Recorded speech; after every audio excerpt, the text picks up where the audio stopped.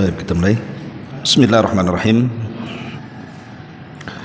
Bihamdillah wassalatu wassalamu ala Rasulillah wa ala alihi wa sahbihi wa mawalah wa la hawla wa la quwata illa billahi wa ba'du. Baik, kita lanjutkan kajian kita, masih membahas kitab Qawaidul Arba'.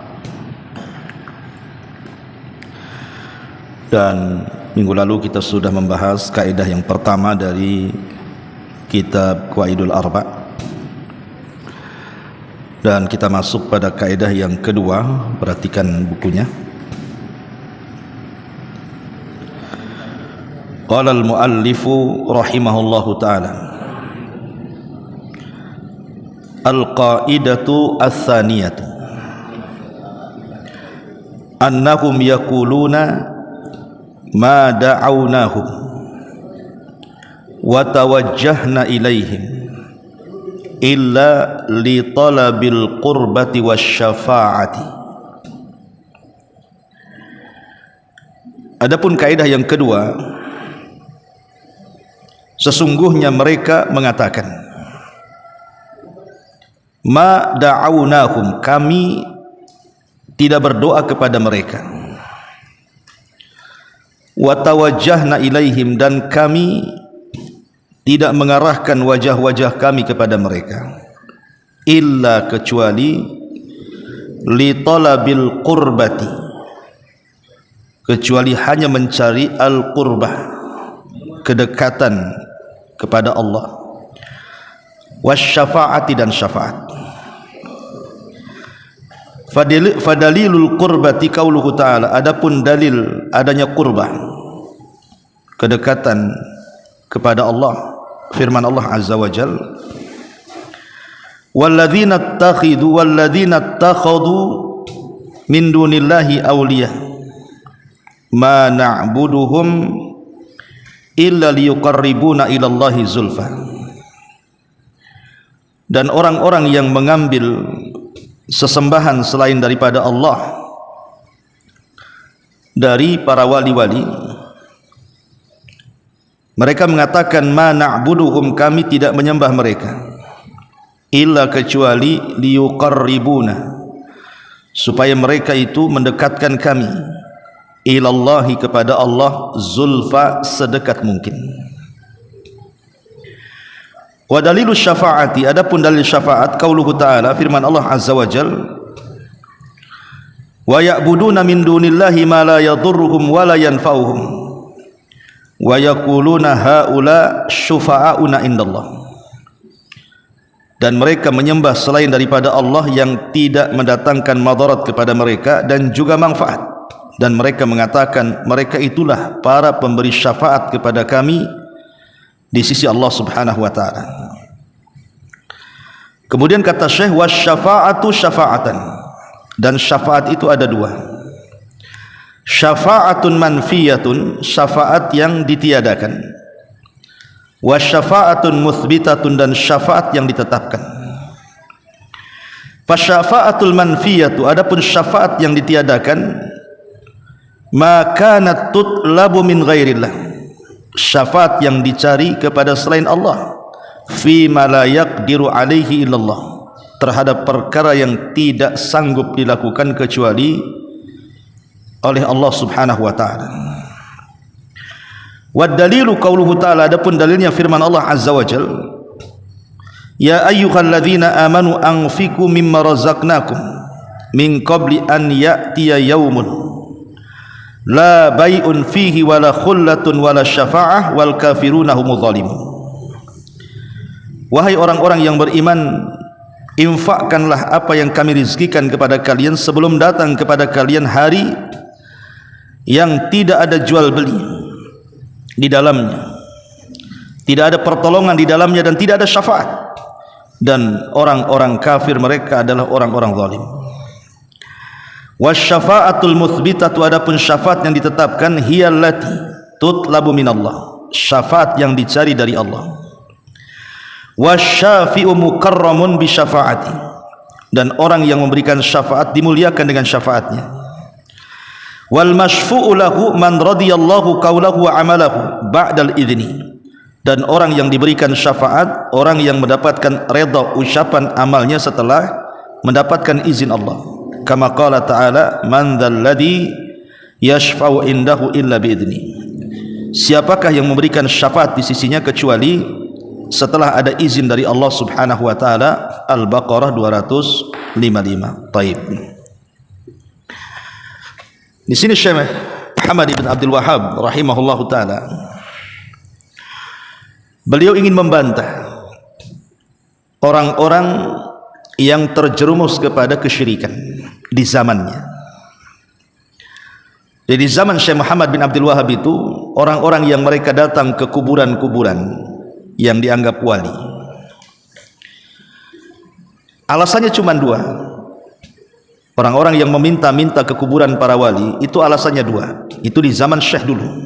Dan alasan ini juga sama dengan di zaman sekarang kalau kita tanya kepada mereka yang meminta-minta di kuburan itu. Alasan yang pertama, mereka mengatakan, kalau kita katakan kepada mereka, kenapa engkau datang ke kuburan wali ini, wali itu? Pasti mereka mengatakan, karena kami ingin mendekatkan diri kepada Allah, atau dengan bahasa Arab disebut al-qurbah. Kami tidak menyembah kuburan, tapi kami ingin mendekatkan kepada Allah lewat kuburan, lewat orang-orang yang dalam kubur itu, yang disebut para wali, orang-orang saleh itu.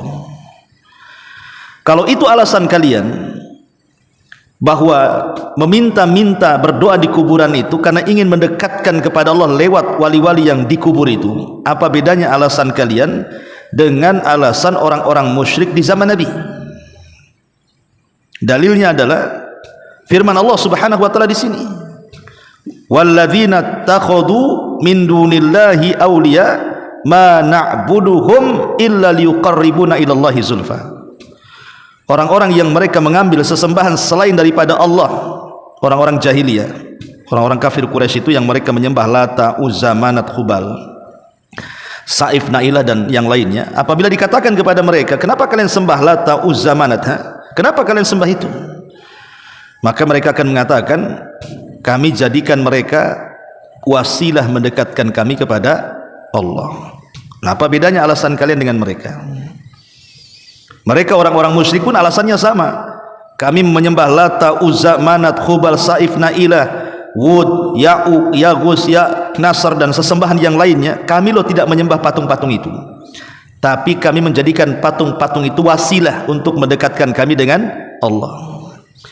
Lah, alasan ini pun kalian pakai hari ini. Kata Syekh, di zaman dia mengatakan, ketika menegur orang-orang yang datang dan menuhankan kuburan itu, kemudian meminta-minta di kuburan, kenapa kalian ke kuburan? Kenapa kalian sembah di kuburan? Kenapa kalian berdoa di kuburan? Alasan mereka mengatakan, kami loh tidak nyembah kuburan. Kami hanya menjadikan kuburan wali-wali ini untuk mendekatkan kami kepada Allah sedekat mungkin.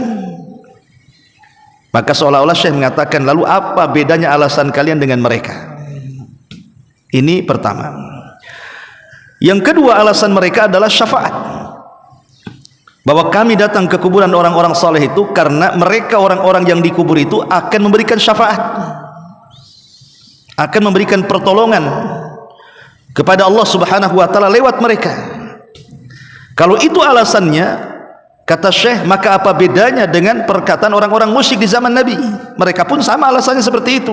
Sebagaimana Allah Subhanahu wa taala berfirman dalam surah Yunus di sini ayat 18, wa ya'buduna min dunillah. Orang-orang yang menyembah dari selain Allah itu, ma la yadurruhum, yang tidak mendatangkan manfaat kepada mereka, wala yanfa'uhum, tidak mencegah madarat kepada mereka, wala yanfa'uhum, dan tidak mendatangkan manfaat kepada mereka. Wa yaqulun, mereka mengatakan, haula'i syufa'auna indallah. Mereka itu, sesembahan selain daripada Allah itu, mereka adalah pemberi syafaat untuk kami di sisi Allah. Lalu apa bedanya? Ya. Orang-orang musyrik alasannya seperti itu, kalian juga alasannya sama. Orang-orang yang berdoa di kuburan wali-wali itu, mereka mengatakan karena wali-wali itu kelak akan memberikan syafaat pertolongan untuk kami di hadapan Allah. Lah, orang musyrik juga ngomong begitu, sama. Mereka Lata, Uzza, Manat, Khubal dan berhala-berhala selain daripada Allah itu, mereka akan menjadi penolong kami di sisi Allah. Lalu apa bedanya 11-12 saja ucapan kalian dengan mereka? Makanya kemudian Asy-Syaikh mengatakan wasyafa'atu syafa'atan. Syafaat itu ada dua. Syafaat manfiyatun yang memang ditiadakan secara syariat, tidak boleh dilakukan. Wa syafa'atun muthbitatun, dan syafaat yang ditetapkan. Ingat, syafaat ada dua. Syafaat yang boleh, syafaat yang tidak boleh. Syafaat yang ditetapkan dan syafaat yang ditiadakan. Kemudian kata Syekh, fasyafa'atul manfiyatu ma kana tutlabu min ghairillah. Syafaat yang ditiadakan itu ketika dicari dari selain Allah, fi ma la yaqdiru alaihi illallah, dari apa-apa yang ia tidak sanggup untuk melakukannya kecuali hanya Allah subhanahu wa ta'ala. Sekarang apakah mungkin para wali yang ada di kuburan itu, kalian sangka mereka akan memberikan syafaat kepadamu? Dari mana keyakinan itu datang? Bahwa saya datang ke kuburan wali fulan, wali ini, wali itu, habib, wali habib ini, wali habib itu, kiai ini, kiai itu, dan begitu seterusnya yang mungkin dianggap orang-orang soleh yang sudah meninggal. Apa menjamin mereka akan memberikan syafaat? Mana jaminannya? Padahal syafaat itu ada syaratnya, ya. Dan syarat orang mendapatkan syafaat itu ada berapa? Ada 3. Kalau orang ingin mendapatkan syafaat, maka syaratnya harus ada 3. Sebagaimana perkataan Syekh di sini. Pertama, harus ada izin dari Allah.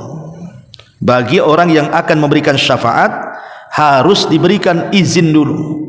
Kalau Allah izinkan engkau berhak memberikan syafaat, maka dia berhak memberikan syafaat. Pertanyaannya, apakah wali-wali yang dianggap wali itu mereka akan mendapatkan izin atau tidak? Kan kita tidak tahu. Kita tidak tahu apa mereka dapat izin atau tidak.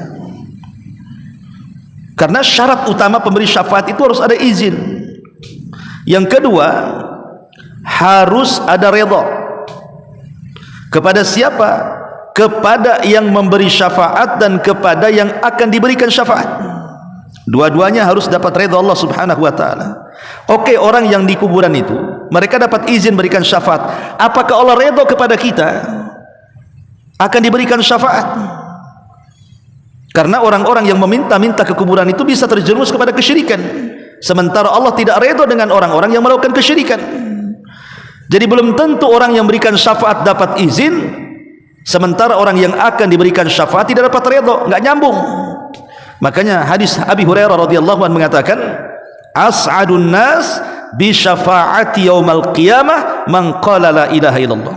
Manusia yang paling bahagia dengan syafaat kepada hari kiamat, kata Rasul, orang yang mengucapkan la ilaha illallah alias muwahhid, para ahli tauhid. Itulah orang-orang yang diridhai.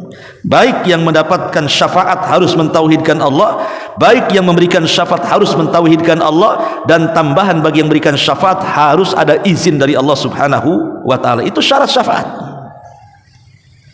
Ma'ruf dalam hadis yang panjang sekali, ketika Allah subhanahu wa ta'ala kumpulkan manusia di padang mahsyar, dari orang yang pertama sampai yang terakhir, dari sejak zaman Adam sampai yang terakhir mati itu dikumpulkan di padang mahsyar. Maka manusia pun mereka menanti-nanti keputusan Allah subhanahu wa ta'ala. Dalam kondisi susah, matahari didekatkan 1 mil di atas kepala, kemudian keringat dicucurkan, dan kondisi mereka berdiri, dan mereka tidak makan, tidak minum, tidak beralaskan kaki, tidak menggunakan pakaian. Yuhsyarun nas hufatan uratan ghurlan, kata Rasul, dibangkitkan dalam posisi tidak pakai sandal, tidak pakai baju, bahkan tidak dikhitan kembali ketika seperti dia lahir. Jadi mulailah kemudian manusia-manusia ini mereka mendatangi Nabi Adam alaihi salatu wassalam dan mengatakan, ya Adam, bukankah engkau abul bashar, bapak bagi kami manusia? Kemudian mereka mengatakan, isfa' lana ila rabbik ala tara ila ma nahnu fi. Wahai Adam, mintalah syafaat kepada Rabbmu, tidakkah kau iba melihat kami dalam kondisi susah ini? Tapi Adam alaihi salatu wassalam menolak dan mengatakan, nafsi nafsi idhab ila ghairi. Uruslah diri kalian, uruslah diri kalian, carilah manusia selainku. Akhirnya kemudian manusia pun ketika melihat Adam tidak mampu memberikan syafaat, mereka datang kepada Nuh alaihi salam. Maka jawaban Nuh juga sama, mengatakan nafsi nafsi idhabu ila ghairi, uruslah diri kalian, carilah orang lain selainku. Akhirnya manusia pun datang kepada Nabi Ibrahim dan mengatakan, ya Ibrahim, anta khalilur rahman, engkau ini kekasih Allah, ala tara ila ma nahnu fi, tidakkah kau lihat kondisi kami, tidakkah kau iba kondisi kami, isfa' lana ila rabbik, mintalah syafaat kepada Rabbmu. Tapi Ibrahim juga sama mengatakan nafsi nafsi idhabu ila ghairi, urus diri kalian, carilah selainku. Akhirnya mereka datang kepada Nabi Musa, maka Musa pun sama, tidak mampu memberikan syafaat. Akhirnya mereka datang kepada Isa, semua ulul azmi ya.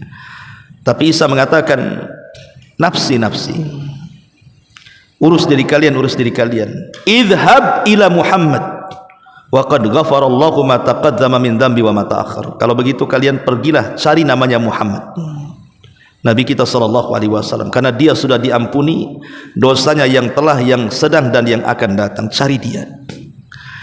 Akhirnya manusia pun datang kepada Nabi sallallahu alaihi wasallam.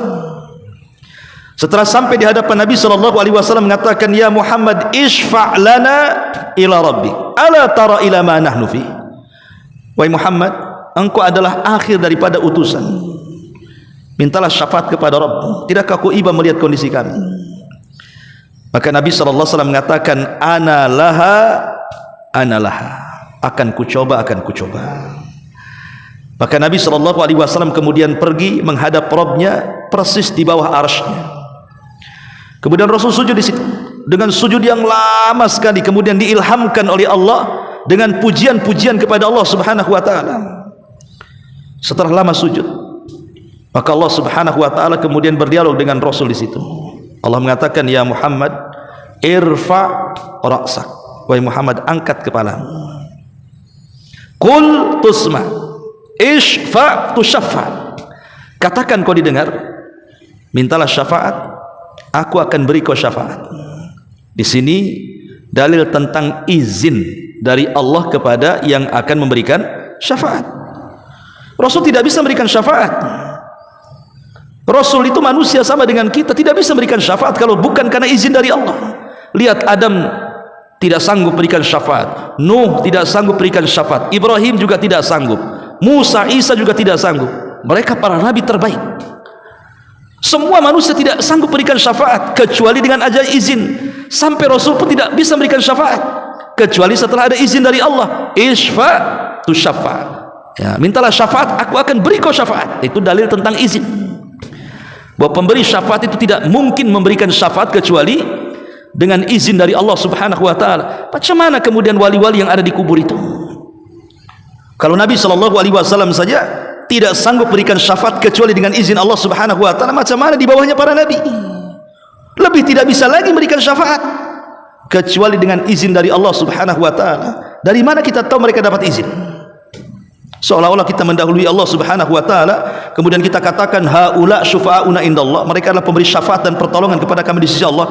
Dari mana tahunya mereka akan berikan syafaat?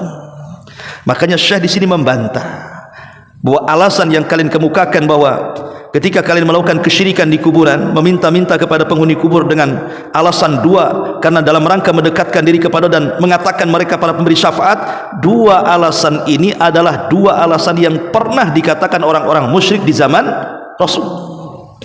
Maka tidak benar kalau minta sesuatu minta langsung kepada Allah, tidak perlu ada perantara. Kata Nabi SAW, idza sa'alta fas'alillah wa idza sta'anta fasta'in billah. Kalau minta langsung kepada Allah, kalau minta pertolongan minta langsung pertolongan kepada Allah, tidak perlu lewat orang-orang yang sudah meninggal. Kepada orang yang masih hidup saja dalam bab tawasul kita minta doa kepada orang saleh, ini pun jadi perselisihan ulama tentang apakah boleh ataukah sunnah. Tapi pendapat yang kuat tidak sampai kepada sunnah, hanya boleh-boleh saja, dan sebaiknya berdoa itu tanpa perantara, langsung aja kita katakan ya Rabb Allahumma, minta langsung kepada Allah, tidak perlu lewat perantara ini dan itu lebih baik. Karena bagaimanapun Allah yang mengatakan idza sa'alaka ibadi anni fa inni qarib, apabila hamba-hambaku bertanya soal aku, katakan aku dekat. Ujibu da'watad da'i idadaan. Aku yang mengabulkan setiap doa orang yang berdoa kepadaku. Artinya tanpa harus ada perantara, langsung kepada Allah. Apa masalahnya? Itulah orang-orang yang mentauhidkan Allah subhanahu wa ta'ala. Karena dalam hadis syafaat ini menunjukkan apa? Rasul saja meminta izin dari Allah untuk memberikan syafaat. Bisa saja Allah tidak kasih izin kan? Tapi karena Allah subhanahu wa ta'ala memberikan izin, makanya Rasul berhak memberikan syafaat. Syafaatul uzma, syafaat besar yang tidak bisa dilakukan siapapun oleh para nabi. Inilah makna doa dalam setiap kita mendengar azan.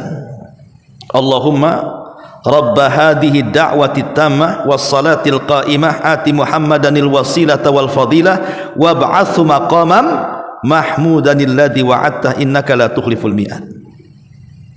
Kata Nabi SAW kalau mendengar azan baca doa ini, karena doa ini adalah doa tentang salawat kepada Rasul supaya Rasul mendapatkan syafaat di hadapan Allah. Ati Muhammadanil wasilah, berikan kepada Muhammad itu wasilah dan fadilah, dua-duanya syafaat.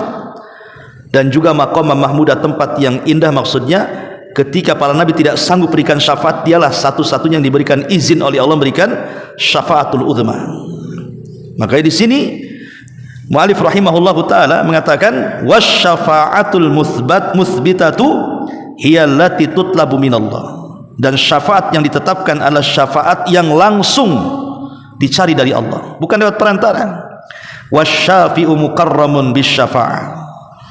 Dan orang yang berikan syafaat itu mereka dimuliakan dengan syafaatnya. Wal masyfu'u lahu man radiyallahu qaulahu wa amalahu. Dan orang yang akan diberikan syafaat adalah orang yang Allah redhoi kata-katanya, amal-amalnya, ba'dal izni, itu pun setelah adanya izin dari Allah. Jadi kalau seandainya okelah orang yang memberikan syafaat Rasulullah, orangnya baik, mulia karena seorang nabi dan rasul. Tapi orang yang akan diberikan syafaat itu orang musyrik, penyembah berhala. Apa mungkin dapat syafaat? Tidak mungkin. Orang yang akan memberikan syafaat sudah dapat izin, tapi belum tentu orang yang diberi syafaat dapat ridho. Lah keridhaan itu harus dicari. Lah salah satunya adalah dengan mentauhidkan Allah subhanahu wa ta'ala. Karena hadis Abu Hurairah tegas tadi mengatakan as'adun nas bi syafaati yaumal qiyamah man qala la ilaha illallah. Orang yang paling bahagia dengan syafaat kepada hari kiamat adalah orang yang mengucapkan kalimat tauhid la ilaha illallah. Inilah Syekh Muhammad dalam kaidah yang kedua hendak membantah orang-orang yang melakukan kesyirikan di zamannya dan juga di zaman sekarang. Wallahu alam, ya sedikit-sedikit saja. Ya saya juga terus harapkan kepada antum untuk menghafal kaidah ini dan menyetornya kepada ustaz yang mengajar antum di pagi. Subhanakallah bihamdika asyhadu an la ilaha illa anta astaghfiruka wa atubu ilaik. Allahu ta'ala. Assalamualaikum warahmatullahi wabarakatuh.